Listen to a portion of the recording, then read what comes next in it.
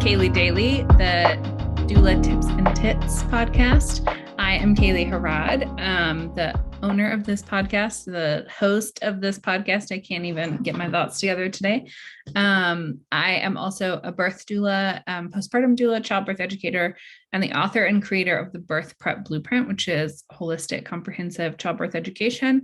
And a few new classes that are coming out soon. So keep an eye out for those.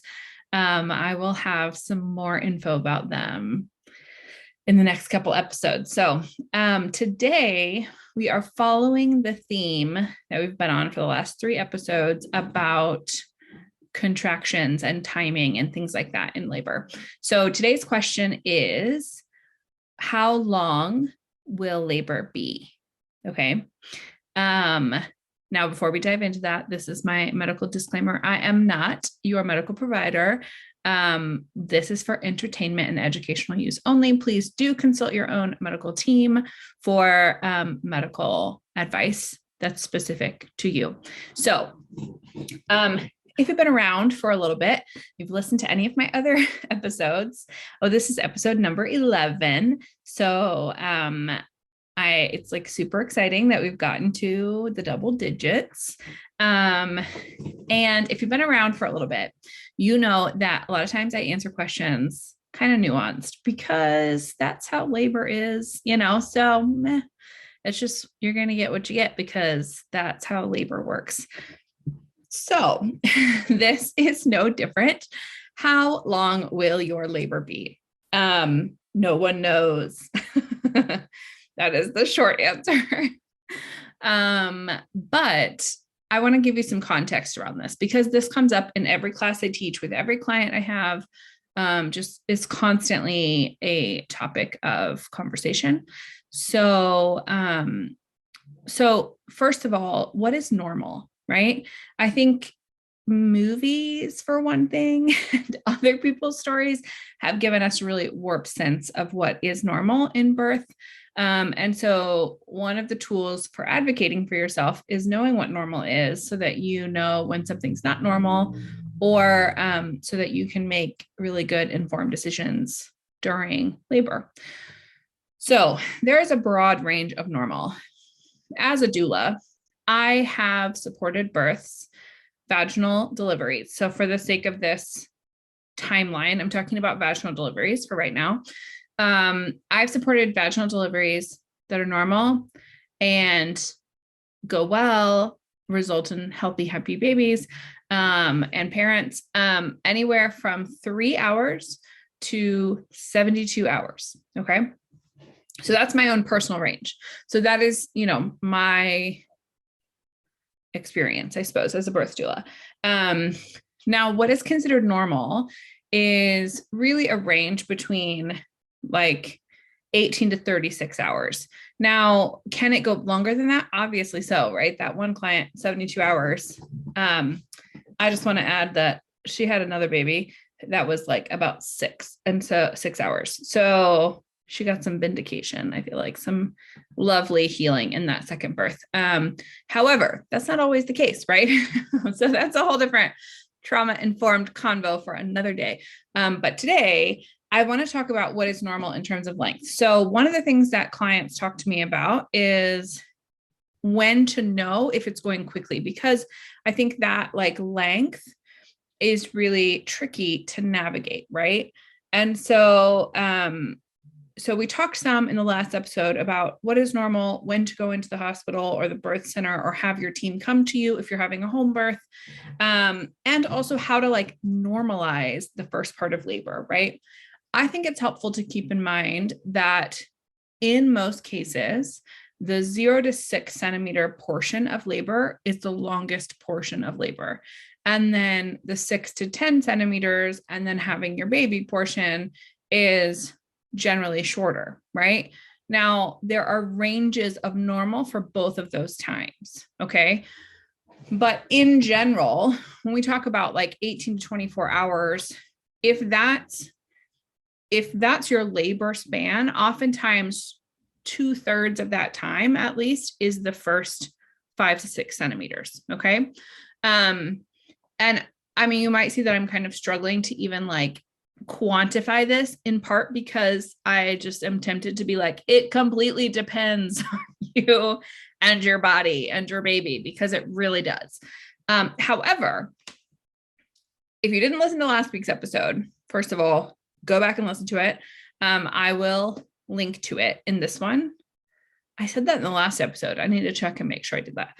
Anyway, I will link to it in this episode so that you have that to go back and look at. But one of the things I talked about is, at what point do you know that it's maybe time to go, right? Like, you've kind of progressed into the middle of active labor where it's a good time to arrive at your birthing location if you're not birthing at your house. Or it's a good time to have people join you at your house if you are birthing at home with people coming.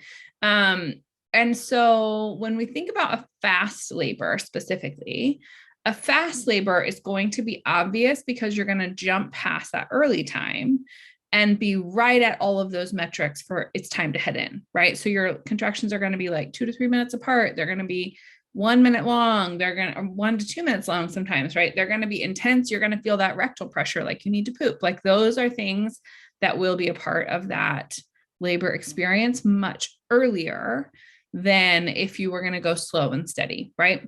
Now, a longer labor, those metrics are usually still there. They might just take you a while to get to them. So having some good reassurance in that time is super helpful.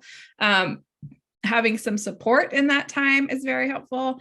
But it's definitely worth keeping an open mind about the possibility of having a long and slow first phase, especially like earlier phase of labor.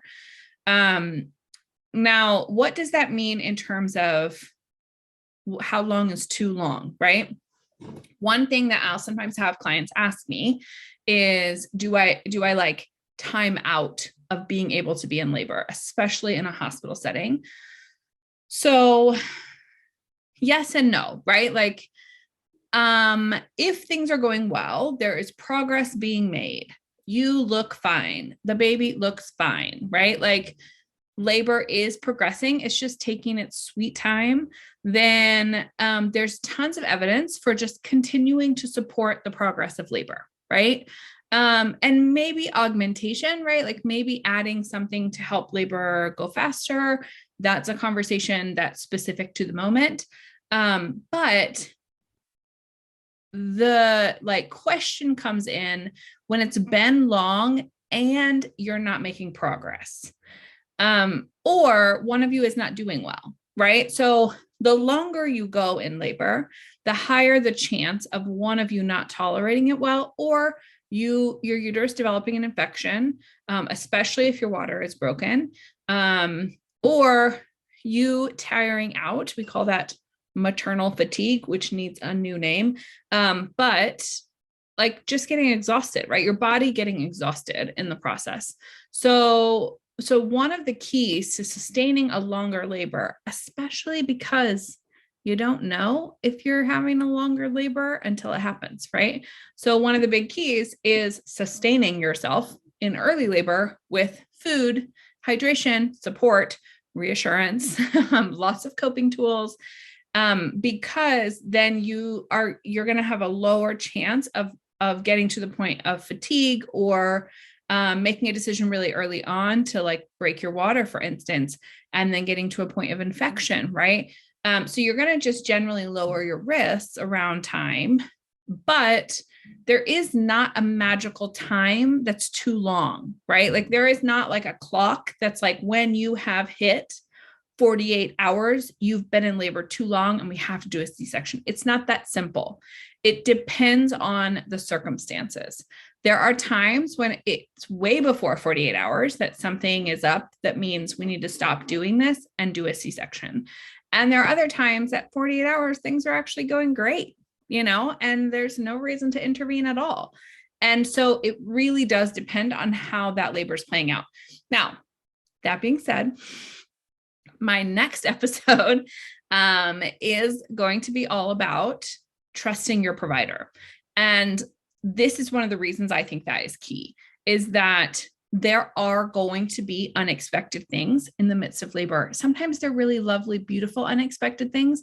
And sometimes they're like, what the hell kind of unexpected things, right? And you don't know in advance what those things are going to be. There's no way to know that. So the most important thing for navigating those is having a care team that you trust to help you navigate them, because there is no possible way for you to go into labor with every single possible scenario worked out in your mind, as much as some of us like to try, right? Me included. It's not possible. You just can't do it. And so you have got to have a team that you trust helping you navigate those twists and turns. That does not mean, and you know this about me, if you've been around for any length of time, that you should just step out of the way and let your providers choose everything for you. Absolutely not. However, having people to navigate with you that you do trust, that are trustworthy, is an enormous part of this process. So that is a little plug for the next episode. And it's going to come out this same week because I am starting to do them more frequently. So get excited, twice a week now. And so look for that episode. It should be on Wednesday because this episode is coming out on Friday instead of Wednesday. So next Wednesday is when you're going to see that, if you're like listening to this the day that it came out. Like always, these podcast episodes are about answering questions about pregnancy, about birth, about fertility, about postpartum, and feeding. So if you have questions, please do send them in. There is sometimes a lag in getting them answered because I sometimes record in advance, right? So be patient if you have sent a question in. But also, I love to know that I am answering the questions that people have right now.